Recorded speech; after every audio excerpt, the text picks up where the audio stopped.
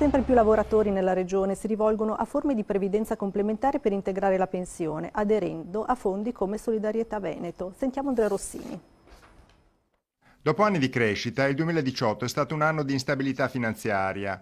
Con il ritorno della volatilità e dello spread è aumentato anche nel Veneto l'interesse per forme di previdenza complementare. Solidarietà Veneto ha raggiunto la soglia dei 90.000 iscritti, un numero raddoppiato nell'arco di 10 anni, con 12.000 aziende associate. Il successo della proposta di Solidarietà Veneto è legato soprattutto alla vicinanza. I lavoratori hanno bisogno di essere informati sulla tematica della previdenza complementare, giustamente anche ritengo, perché senza un'adeguata informazione non trovo corretto affidare il proprio futuro in maniera inconsapevole. Il dibattito su quota 100 in particolare ha catalizzato l'interesse di molti lavoratori della regione.